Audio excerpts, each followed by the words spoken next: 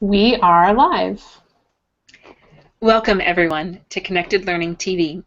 This is our third webinar in our series this month, Creating Student Upstanders in Today's World. And today we're going to be looking at how we talk about race, class, and gender in To Kill a Mockingbird, and what that can do for students to be able to build a stronger sense of their own voice and their own agency in the world today.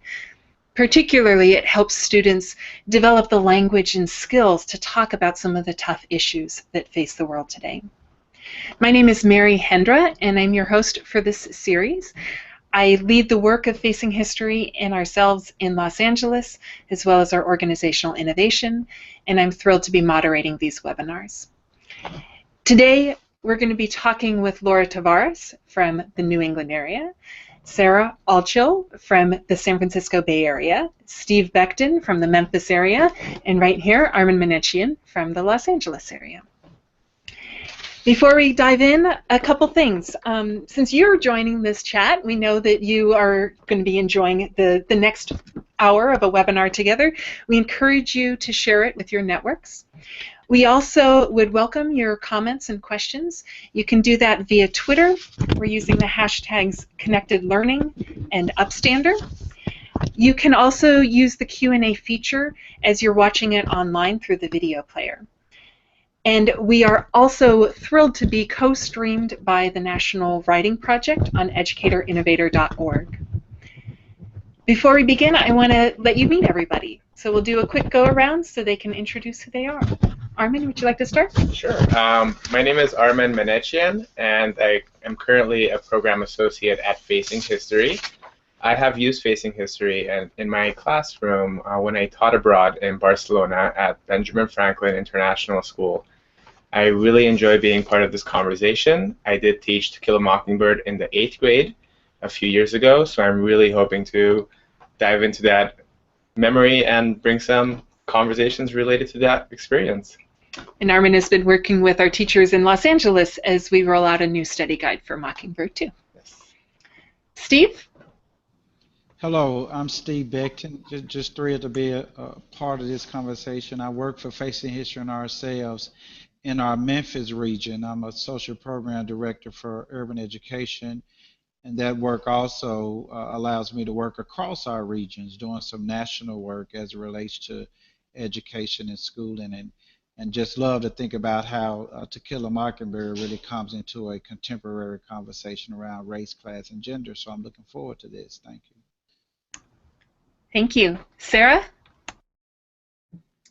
Hi, I'm Sarah Altschul. I'm thrilled to be here for this conversation today. I'm one of the newer program associates here in the San Francisco Bay Area office and have taught high school English for over a decade and worked with teachers in the ELA social studies realm using Facing History myself and supporting teachers with having really brave conversations in their classrooms with their students around concepts such as race, gender, and equity, and I'm so excited to be a part of this conversation with a book that lends itself so well to those conversations. So thank you for the invite.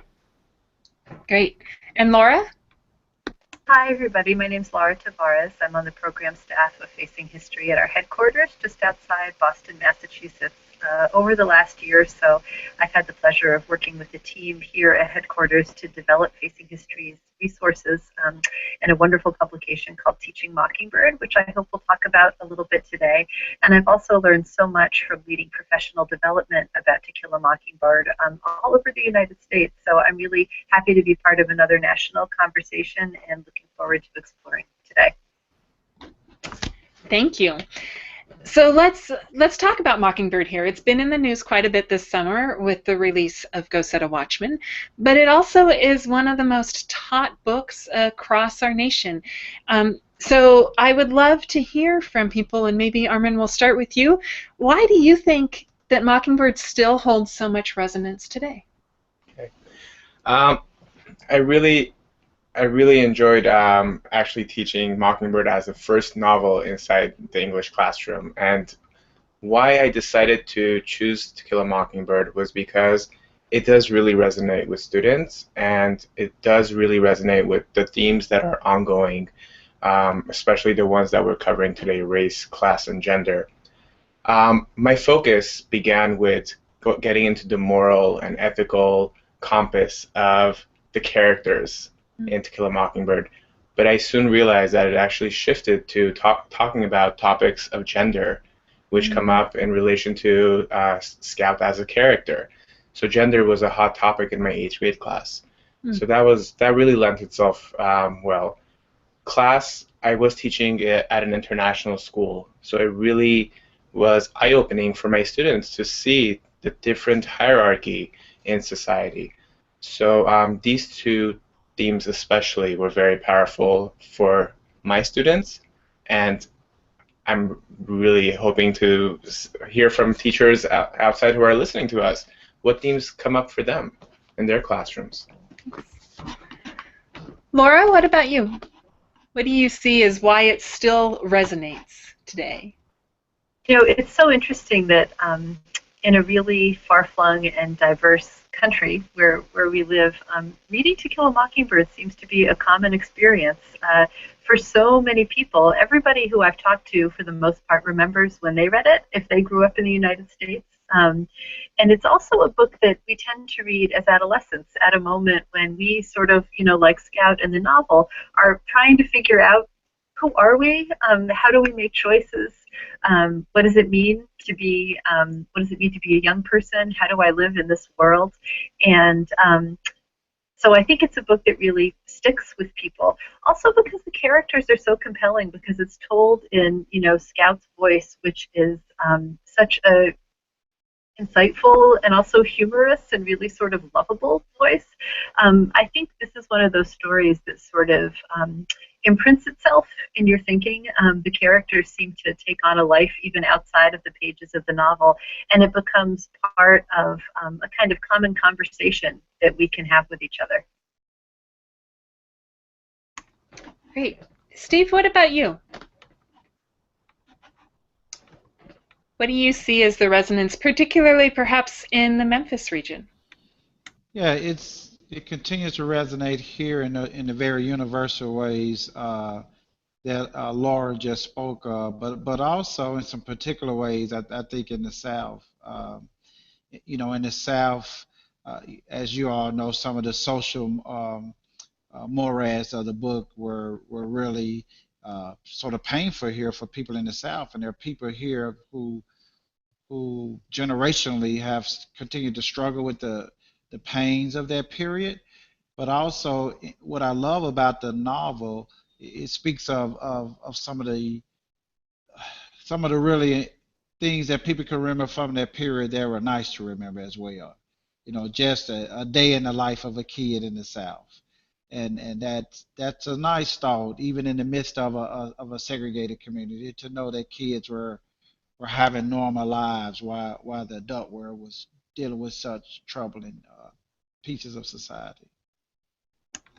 Yeah, and it's great to hear some of the different themes that you're bringing out already that kids resonate with, and to remember the importance of that narrator and that child perspective is something that's, I think, it does give additional entry for students to be able to see this is being written by somebody who is not yet an adult and can have a different perspective and a different way of questioning. So what are there some other themes that you find are really important when talking about the book? And Armen started us off with some, but Sarah, maybe, you know, if you were to say what themes were most important when you taught the book, what would you say? Yeah, I was just gonna add, when I taught the book, I was teaching in actually in Hayward, where our office is, in a classroom that was predominantly second language learners, more newcomers to California. And you know, what I remember so strongly about the book was really grappling with this idea of justice, and justice through the court system, through the legal system. And I think that For those students in particular, for my students, that was something that it opened up this opportunity for them to talk about their own experiences with coming to this country and what they were going through, and making sense of what is morally just and unjust in a way that felt really authentic to them.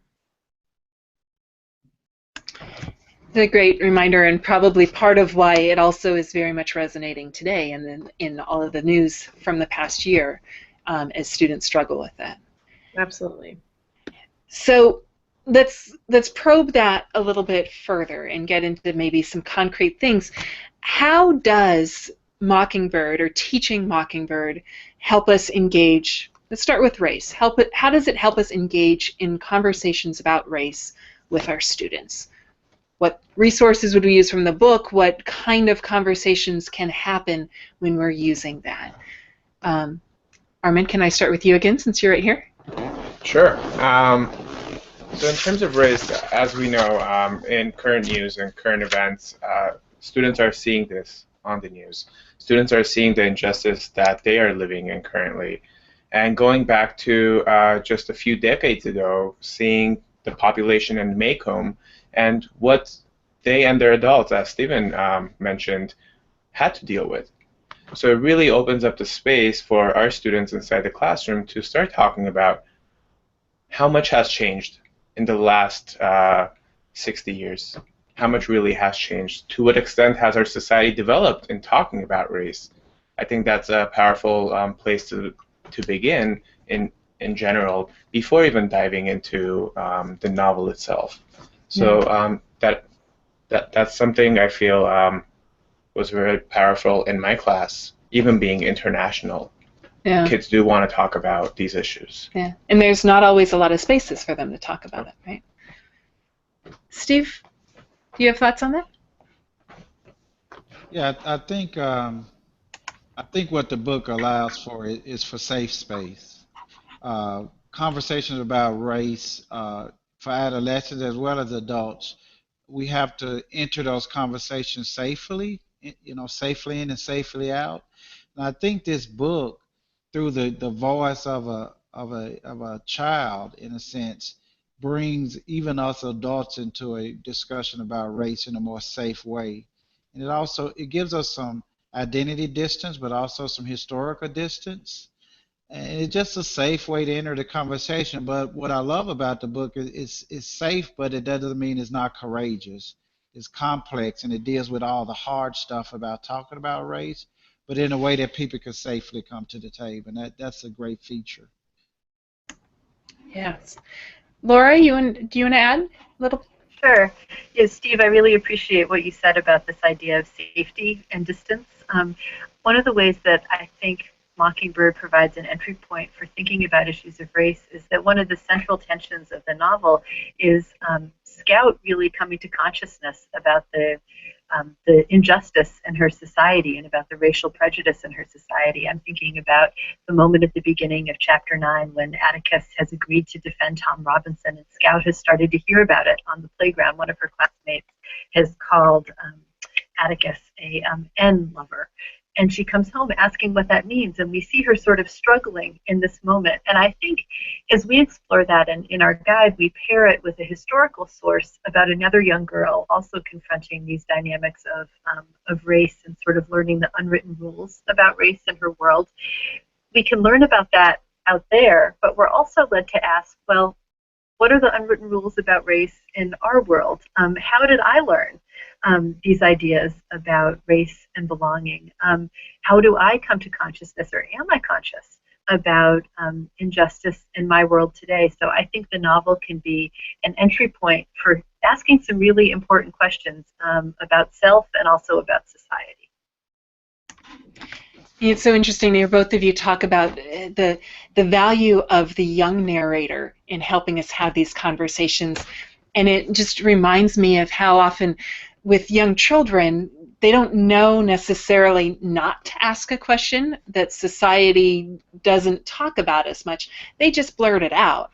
And for our students students at middle school and high school level, they may be at that point where they have learned not to talk about certain things because they could be unsafe for them or they could be confusing for them.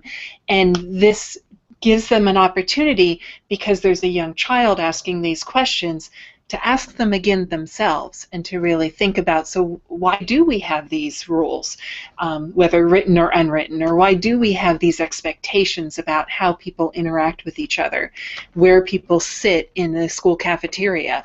All of these different things can come out because of the conversations that a child, asks, right? Sarah, what have you seen in this regard?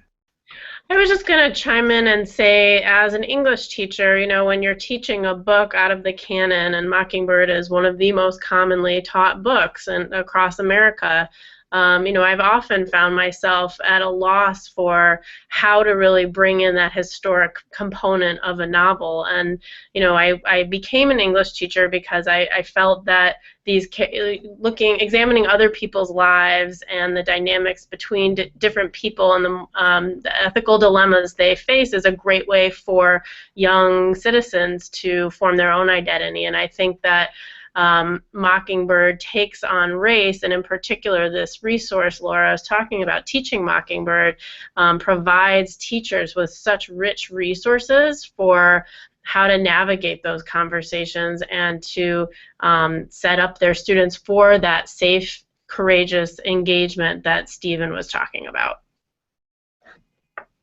Thanks. Thank you.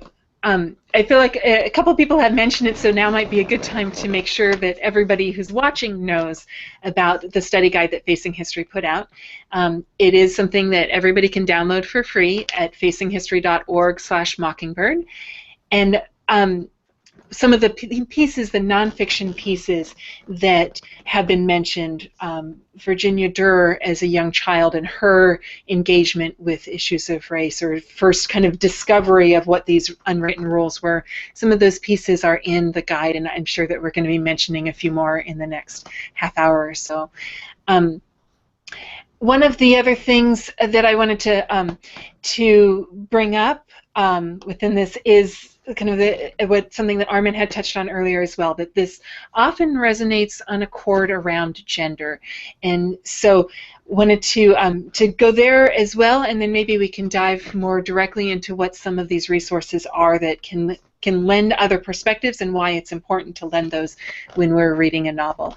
But first, gender. What have you found about this book being able to introduce conversations of gender, or encouraging conversations around gender or gender identity as you're teaching this book? And I keep turning to Armen, so but I think on this one he wants to be the first responder. I think because I'm here, and well, firstly, I wish this resource was out there when I was teaching To Kill a Mockingbird, and that's definitely an honest statement I'm making, because I went into the classroom as a new teacher teaching English literature with a history background. So I actually went in from the historical perspective, which the book provides, on race, and also on class, on for example Jim Crow laws. So that I had the power of going into the classroom. However, gender issues, I did not even think about to include in my classes. Now, going back as part of the Facing History team and actually teaching it as part of our seminar, as part of working with Los Angeles educators and educators around the nation, I am seeing how some of the resources, for example, Rainbow Creation, is such an outstanding resource to just begin conversation about the social construction of gender. Mm-hmm. And I'll definitely yield a camera to someone else to talk more about that resource. Great.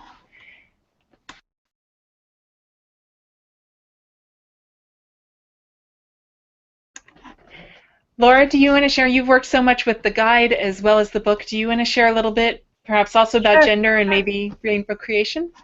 Sure. I think one of the reasons why people have so much affection for Scout as a character is because she's she's really bumping up against these ideas about what it means to be a girl.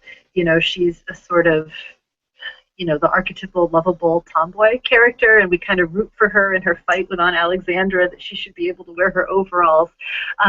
But those moments really offer us an entry point into thinking about the rules that sort of govern expectations about what a girl is and what a boy is. And so when we were creating our Teaching Mockingbird guide, we wanted to foreground the novel with some readings that would sort of activate students thinking about those issues. So this reading that Armen mentioned, which is called A Rainbow Creation, is excerpts an essay actually written by a parent about the experience of parenting a boy who was much more drawn to girls' toys and girls' clothes and Barbies, and all of the sort of anxieties that were raised for that parent about their child not fitting in, how would people treat them, wanting to sort of honor who their child was, but also being anxious about what it would be like to have that identity in the world. And you know, the rules that govern kids sort of fitting into gender stereotypes are something that I think we have all experienced. It's really universal, and it's also in the news right now. I was just reading about how Target announced that they were going to change their toy aisle so that they didn't separate boy toys from girl toys anymore. I think that's a place, you know, where we can meet students where they are. I think every 8th grader, 9th grader reading To Kill a Mockingbird in this country has had an experience like that, and they're able, I think, to connect much more deeply to what Scout is up against in the novel, to see her not just as this sort of, you know, sparky tomboy figure, but someone who is really pushing back against these unwritten rules in her world, which can be very limiting. Here in Facing History's headquarters, as we were creating this resource, we piloted it with some high school students, and we got some really interesting feedback. So one 9th grade student who studied To Kill a Mockingbird using our resources and read things like A Rainbow Creation at the beginning of the unit said, some of the stories and handouts that we got in class were questioned by a few people, including me, because we weren't sure how completely different narratives would be of use to us. And you know, you can just imagine these high school students saying, why are we reading this? I thought we were reading To Kill a Mockingbird. But she goes on to say, we slowly started to realize that they were useful to us because there were some issues and concepts we probably would not have understood without them. So there are readings not only about class, not only about gender, but also about class and about race that foreground students' entry into To Kill a Mockingbird in a way that we hope really makes them much more alive to seeing how these themes play out in the novel itself. Great. Thank you. Sarah or Steve, would either of you like to speak a little bit more to gender and how that plays out in the book and the guide or with students as you've worked with them? Well, I think one interesting thing is the book gives a great opportunity to talk about the intersectionality of race and gender. Right. So what if Scout was a little kid of color, a little African American kid at the time, without the privilege to raise the kind of questions that she raised, and without sort of even feeling safe to be a girl trying to define herself in a world that seems so male dominant. So that intersectionality between race and gender is pretty interesting. I had a interesting experience around this novel that I think is worth invoking a real personal experience. First of all, when I studied the novel myself in an all African American school in Memphis, Tennessee, I don't think my teacher ever mentioned race, which is why I appreciate the study guide that Facing History created. We talked about gender, and we talked about Scout coming of age and this kind of thing, but we didn't talk about race. And then I reread the book when my own daughter was in the 6th grade, and she had tremendous questions about race and lynching and all the kind of things that was going on in the book, but she was also grappling with it as an African American girl. So I think the book really gives us some great opportunity to think about how race and gender cross each other in some interesting paths. It's so interesting, Steve, because I was in a predominantly white community, and similarly as a student, my teacher did not talk about race. I don't think she even really talked much about gender. I remember coming of age, and the one assignment I remember from, you know, months of reading this book in school was that we had to draw a map and my street turned the wrong way on the map. That was the only thing I got out of my class. And so when I was asked to teach the book as a teacher, I was horrified. I was like, oh, you know, you can't even tell which way the street turns in this book. Why am I going to teach this book? And then I reread it as an adult and just found it so rich and so many opportunities for connections that I had not realized. I think because my teacher didn't have the tools. She didn't have a language. She was probably scared of having these conversations, and so she didn't take us there, right? We kept it very safe about a small town and a coming-of-age story, and remarkably didn't talk about justice or race or gender or anything that, to me, is what makes this such a great book. Sarah, do you want to chime in here a little bit? Yeah, I just wanted to, expand on what Steven was saying about the cross-section between race and gender, because I think, Scout's character is so rich and is really, through whom's eyes we're really seeing Macomb County, but it's also important to remember that Calpurnia, has this really interesting character who there is a lot of criticism about how she and the other African American characters in the book are, reduced to these one-dimensional, less full characters. But her role in terms of being a woman in this town, a black woman in this town, and her role to the Finch's family, and her bringing Scout to her church, and all of that is also an interesting study in and of itself, and the intersection between the different women in the town and their classes. There's also a lot of rich discussion to have there in the classroom. Great. Laura, I'd love to turn to you to tell us even more about this guide and the resources that are available for teachers in it, particularly in relation to bringing in additional perspectives, different voices, African American voices, in relation to what Sarah just said, and in some of the historical pieces that are brought in to deepen this from just being a book that we're talking about.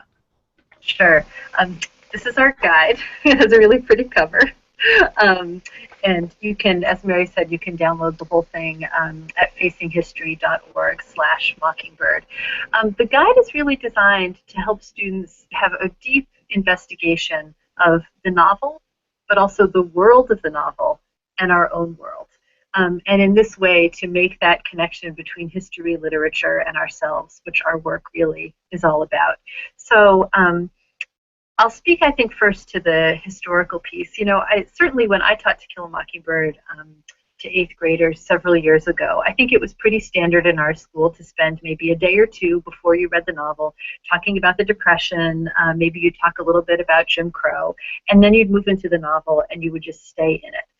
The approach that we have tried to take with our guide at Facing History recognizes that in order to really understand this novel and the issues it raises, we really need to know more about the novel's world, and certainly much more than you could convey in a day or two of historical context before you read the novel. So the guide is organized into several sections that sort of correspond with how you would move through the book from the beginning to end. And as different elements of historical context become relevant, we pull in different primary sources and also special short videos that we at Facing History created to really illuminate the world of the novel. So in the early stages of the book, when the setting of the Great Depression is really relevant as we're learning about Macomb and the Cunninghams and the Ewells, and the poverty that really characterizes that time, we have a series of sources about the Depression and a short film about both the Depression and Jim Crow. And then as the novel unfolds and we get, for example, to chapter 15, the scene outside the courthouse, the attempted lynching of Tom Robinson on the night before the trial, there are several sources that help to really put some historical context around that, because we do see that moment through the eyes of a very young narrator who, I would argue, doesn't really understand everything that's going on. And in order to grasp the dramatic irony in that scene, and in order to grasp what's at stake for Atticus and Tom, we really need to understand something about lynching. So we have some sources, and in particular a really excellent film with the voices of some scholars and also some extraordinary images that help students to get a little bit at that history.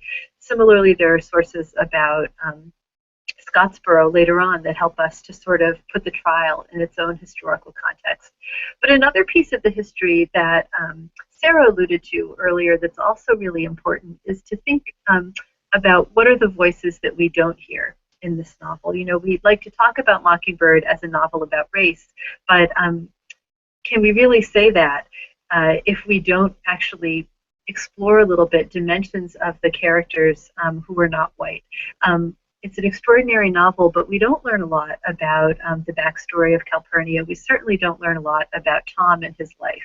So what we've tried to do in the guide is to illuminate a little bit of these lives which Scout, you know, as a young white girl, is not able to show us. So there are sources about the experiences of black maids in the South and what their lives were like. And there's also a really wonderful set of sources from the National Archives, interviews with men who, like Tom Robinson, were African-American sharecroppers, talking about their education, their experience with church. Did they ever have any brushes with lynching? What were they aware of? A little bit more about what would someone like Tom's life have been like. And in this way, we think students are able to really enter much more deeply into the world of the book, but also think about how do these different events and histories look different depending on whose shoes you're standing in. It's so important, and I think one of the phrases that has come out in our work with this that I think is important is remembering that Scout is as a lovable, unreliable narrator, and the importance of that, and in really thinking about this book as well. I want to tie back to our theme for this. When we talked at the beginning, I mentioned that this is part of this approach really helps students develop a sense of their own voice and their own sense of agency. And I saw that in the seminar that we did this summer for teachers. We model in our seminars what teachers would do with their students, so I think it's a good example that when we see teachers opening up in different ways, we know that will likely be something they can help their students do as well. And in a 3-day seminar where we explored Mockingbird together using the guide and doing the approach that Laura just described of bringing in the historical as well as the novel and really examining the characters and the change, what I saw were teachers themselves developing a new sense of voice, where they started bringing in their own questions about race today, about gender, and how much do they reveal about their own gender identity with their students is a very real question for them at different points. Or thinking about the choices that they had made when teachers shared how she first learned about the racism in her community. And each time that teachers were doing this, sharing about their experiences growing up in a white community, growing up in an African American community, growing up in the South, growing up in California, what that looked like, they were practicing a language that we don't always practice, and that's that language of compassion for each other, of listening for understanding, and of being willing to share sometimes very personal or very troubling experiences that we may still be trying to process as we think about how we can create the society we want in this society, in American society.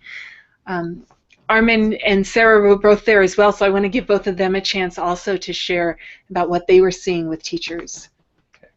What I noticed again with teachers is again this opportunity to open up with this resource as well in regards to their experience. But also, this guide is providing, for example, the opportunity to bring this to the students. And in terms of facing history and our work with current standards in education, for example, with Common Core, I think a lot of the fiction and nonfiction work that we do offer in this guide, it becomes a really great venue to open up this idea of how do we bring in multiple perspectives, right? How do we listen to each other actively in a safe environment and to become reflective about these topics. Again, both meeting state standards, but at the same time really working to get out our emotional engagement with the novel, and our ethical reflection in terms of really tough issues. So I do feel with my follow-up meetings with the teachers, they are talking about how this experience was very powerful in helping them express their own voice with their own identity. And with an identity that sometimes, as some of our teachers mentioned, they were not comfortable sharing with their own colleagues. So it's quite powerful. Sarah? Yeah, I was just gonna talk a little bit more about that emotion. It was clear through that 3-day work seminar that there was a really high level of engagement, investment, and emotion amongst teachers, and I think that it really speaks to the power of the curriculum with the Teaching Mockingbird resource. It speaks to the power of the book, but it also speaks to the time that we're living in. And I think that teachers are really thirsty not only for how to find ways to create those safe spaces in their classroom, but also to engage in these conversations around race relations and identity just with each other in these institutions of learning. And so I think the professional development that we're offering around Mockingbird has been really powerful and in some ways relieving to teachers. Thank you for that. We saw on Twitter a question around teaching Mockingbird in different geographical locales. So I wanted to highlight we've all been speaking about it. I think there's some common themes we're seeing, and so it's easy to miss that actually all four of us are all four of the windows you see are in different locales. So we're thinking about Los Angeles and San Francisco Bay Area. Armen also spoke to speaking it at teaching it at an international school, and then Steve is in the Memphis area, and Laura is in the New England area. So we're bringing into this conversation some of those different locales, but can come back again to if there are other kind of geographical differences that we're seeing. And one example may be that in California, the resonance around gender identity was very present within our seminar. That was clearly something that was a current struggle for many teachers in thinking about how do they create safe classrooms for those conversations, knowing that they are very much in the air within it. But I know Steve has written a number of times this year, in particular, about the connection to current issues and how important it is to create safe environments for conversations about race. And he spoke a little bit to that as well with his own daughter and Mockingbird. So, Steve, could I turn it back to you to speak a little bit more to that? Yeah, I think the regional differences are interesting to think about in that, again, there are just some universal themes in the book that play out right here in the South the way they will in other places. But some of the particulars really call for because of what's been happening in the news around, police violence and things of that nature. I think the time and the reading the book right now in our community has really, really called for us to be real conscious and intentional about how we enter safe conversations about race and connecting it to these current events. So a couple of quick things. One is that we don't want to make facile comparisons. We don't want our students to say, well, this is just like what is happening today is similar to what happened then. We can say, but we can't say things like there are legacies of the past that we really need to grapple with today. What can understanding that the time period in which Mockingbird was written, what can understanding that time period help us to understand what we're grappling with today? As a matter of fact, I would even go so far as to say if we do not understand the context of the past, we will sort of fail to understand, the complexities of dealing with these issues today. So that's one thing. We don't want to make facile comparisons. Historical context is so very important. One thing I saw our language arts teachers feeling very strong about after coming to the Facing History training is that those who didn't have a great sense of efficacy around teaching history, that the Facing History's resource definitely helped those language arts teachers to feel a greater sense of efficacy around that, and has made the novel easier to connect to current events. So that's a couple of things. And then the third thing I would say is that looking at my blog talks about this, the Ferguson blog. Who are the kids in the room who are not talking because they don't feel safe, or they don't know which camp to go to?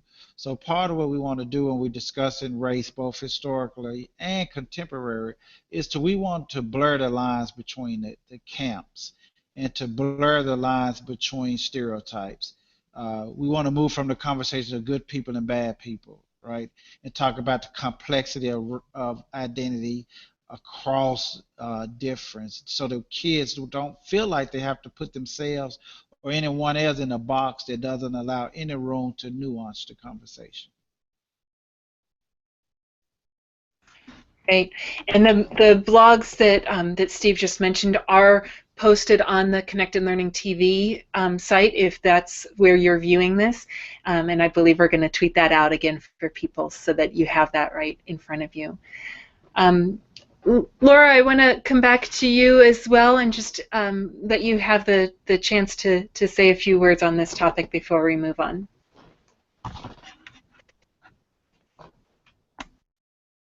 You know, you want me to pick up on what Steve was saying about race? Yes, and or regional differences. If you're seeing, in addition to the universal themes, if there's anything that you're seeing play out in perhaps a different way in New England than it might in California or in the South. Right. Well, you know, I've had the chance to do some Mockingbird workshops here in New England, of course. I also did one in Louisville, Kentucky earlier this summer, and so it is interesting, I think, just to see in Kentucky the participants. There were some who were from Alabama, for example. They had just a much more sort of granular sense of what that setting was. A lot of them had more knowledge of Southern literature, and they talked about how Mockingbird sort of fits in with some of the sort of characteristics of Southern literature. You know, Boo Radley is an example of this sort of Gothic trope, for example. So that was interesting. I think sometimes the regional differences have to do with, for example, the way Northerners might perceive the South can come out a little bit when we teach Mockingbird up here. There might be a little bit of the, you know, Facing History, we talk a lot about we and they, or stereotypes, and I think sometimes stereotypes that people in one part of the country have about people in another part of the country might come through in the way that we talk about the novel and the characters, and then we have an opportunity to maybe surface that and perhaps complicate people's thinking a little bit. But, you know, really, I think in classrooms, the place and the time for today's students are so remote that I think it feels in many ways like another world for so many people, but it also feels like it's our world, because the childhood, the sort of portrayal of childhood and the voice of Scout feels so immediate. Right. So since you brought up complicating our thinking, now's probably a good time to bring in this new book that was published this summer. Any thoughts on Go Set a Watchman? Is that going to complicate our thinking? I'm sure it will. You know, but one of the things that was so interesting for me, you know, as someone who's sort of been living and breathing To Kill a Mockingbird for the last year, was not just reading Watchmen and, you know, being reunited with characters that so many people love and characters that I love, but to see the reaction to it. It's made a lot of people uncomfortable. You know, I think one reason for that discomfort has to do with the sort of murky nature of how this book even came to be published, and I think there's a lot that, you know, maybe we don't quite yet know about that. But a lot of the discomfort around Watchmen comes from the fact that, like Jean Louise in this novel, many readers feel betrayed by the way that Atticus is portrayed in this book. And I think, you know, we should be clear that from what we understand right now, Go Set a Watchman is essentially the parent of To Kill a Mockingbird, or a first draft for To Kill a Mockingbird, that then went to a publisher and was this subject of a lot of editing and sort of reemerged as the novel that we now love so much. But to see that Harper Lee first imagined Atticus as someone who was both a towering moral figure for his young daughter, but also someone who was deeply flawed, who harbored a lot of really, vile ideas about African Americans. That's painful for a lot of people, and it certainly provoked a lot of conversation. I think, though, it really does present an opportunity for us. One of those opportunities is that the moral universe of To Kill a Mockingbird has, some people say, is a little bit black and white. Atticus is totally good, Bob Ewell totally bad, and there's perhaps not as much gray area in our sense of heroes and villains. But I think most people know that the world is not really like that. In the world, most people are not wholly evil and most people are not wholly good. And so to think about, is it possible for someone to at once do something heroic like Atticus did, but also harbor some of these really difficult ideas? Is it possible to be sort of both good and bad in those ways? Is a really salutary conversation to have. I also think that Watchman can really help us see how complicated and difficult social change really is. I think at the end of Mockingbird, after the trial, when Jem and the other kids are so upset, they have that conversation with Miss Maudie, and Miss Maudie talks about the sort of small steps that, some people were trying to help Tom. Maybe people's hearts are changing a little bit. By the time we get to Watchman, I think we can kind of ask, well, is changing your heart enough? Is it necessary? But maybe is it not sufficient? I think in Watchmen we see what happens when laws are passed, when systems and institutions are on the point of changing, and we see that process is really, really difficult. I think when we teach Mockingbird and Watchmen through this lens, they can be a really powerful part of students' civic education, in addition to their literary education. So we, over the next few weeks at Facing History, will be working on creating a few resources around Watchmen, some text pairings, and sort of little bits of Go Set a Watchman that teachers who are teaching Mockingbird might want to use to provoke some conversation in their classroom. And so I hope we'll be able to share those through these networks. That's great. I'm looking forward to seeing those too. I want us to, before we end this webinar, to tie back to our big question, right? Our big theme for the month is creating student upstanders in today's world. In the previous webinars, we talked about the importance of the safe and reflective classroom community. Last week, we looked at how looking at a case study, a historical case study of the can help students develop role models, as well as really a sense of urgency about the importance of standing up. I want to throw it to this group. How does having a conversation about Mockingbird, diving into this novel, even having some of these tough conversations around the book, how does that help students actually become upstanders in today's world? I can chime in. So, first of all, children are looking for role models everywhere. It begins with the family. It begins with the society around them. And then we get to school. We're hoping books are being read at home, but novels and, well, literature in itself is a source of looking for these role models. Now, with To Kill a Mockingbird, it can be controversial because they can say, for example, Atticus. Let's take Atticus as their example. So my role model did everything in his ethical, compass. Their moral Atticus's moral obligation was this particular thing, fighting for race and injustice. Did he succeed? Unfortunately, in the novel, some can argue that he did not. But again, that can discourage students. But at the same time, they're also seeing this individual with the small steps that he's taking, with the small steps that other individuals within our history have taken for us to be at this point. We may have not gone that far, some may argue, but at the same time, we have gone a far way from where this novel was based. So novels, for example, would be great sources. Thanks. Steve, do you want to respond to that? How does studying this book help students become upstanders? Well, it's first of all, I really have to, Lauren, your explanation about Watchmen, it just spoke to me on a lot of levels. It was right on point. I appreciate, in some ways, Watchmen coming about has brought about a different conversation, especially when you discuss it with students that are historically marginalized and who can relate to Atticus now in a different way. Atticus before, to many students, is sort of fantasy and unbelievable, so in some ways dismissive.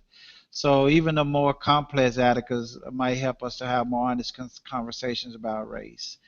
Uh, but to the point of upstanders, look, what I really think is not just, I want to make a distinction here. I don't think reading Mockingbird makes kids more likely to be upstanders. I think studying Mockingbird in the way that Facing History does is more likely to have students to be upstanders. And I'm not saying that as a commercial for Facing History as much as I'm saying that is somebody that I just witnessed students, once they find their voice and once they find that the teacher values their voice and their critical thinking, and Mockingbird gives us an opportunity to do that, to help students today find their voice.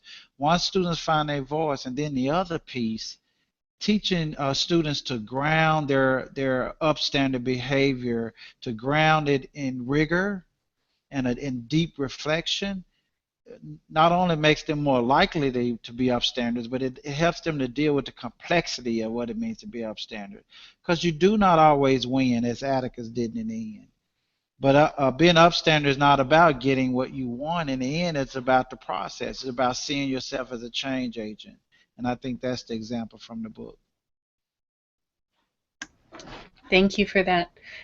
Sarah, can you share any thoughts?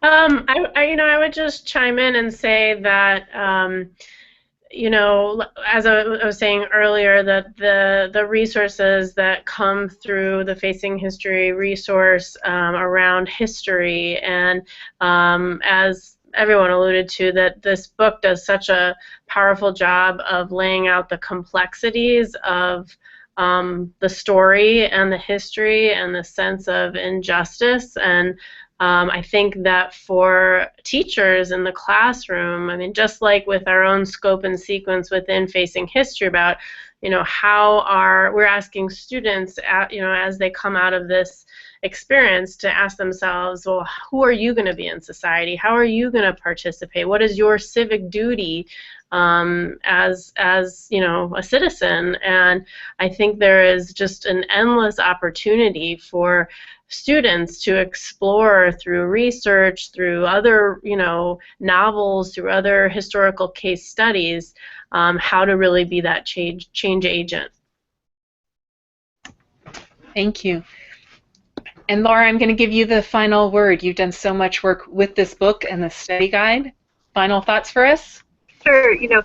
I really appreciate what you said, Steve, about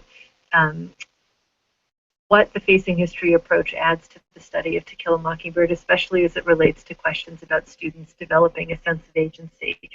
We have tried to provide a way to approach this novel that engages not only students' heads and their minds, but also their hearts and their conscience. So there's a lot of opportunities for emotional engagement and also for ethical reflection.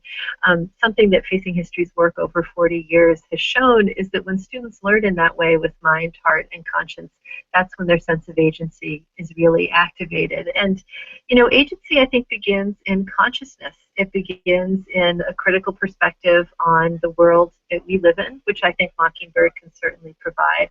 Agency begins in a habit of self-reflection and in the ability to start to recognize moral choices. The philosopher George Santayana said that art is an imaginative rehearsal for life. And I certainly think that by seeing, scouts come into consciousness, and gems as well, in Mockingbird, students can begin to have their own journey around some of those issues. And I think that we can also read Mockingbird as a social novel that really helps us to see what can make a democracy strong, but also what can make a democracy weak, and why the justice system can fail people based on who they are. So I think, in the way that this novel helps us to reflect both on self and society, it has a lot of potential to really cultivate students' sense of agency and citizenship. Thank you so much. That's a lovely note to end on. And this conversation has flown thanks to all of the participants, so I really do want to thank each of you for contributing to a really great conversation today.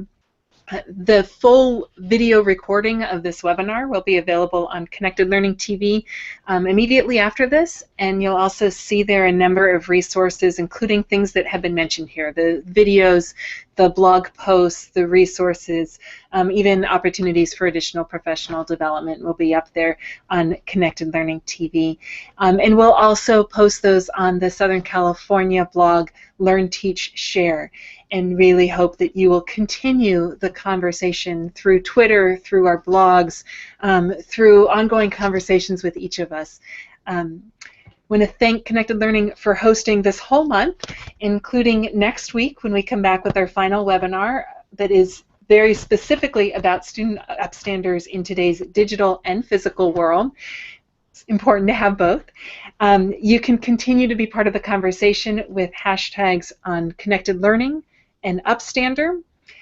And if you found this conversation interesting, which we hope you did, we hope that you'll share it with your networks. We would love to have you continue to join us for the last webinar. You can also sign up for the email newsletter for Connected Learning TV at www.connectedlearning.tv. Thanks again to everybody, and looking forward to one final great conversation before this month ends. Thank you.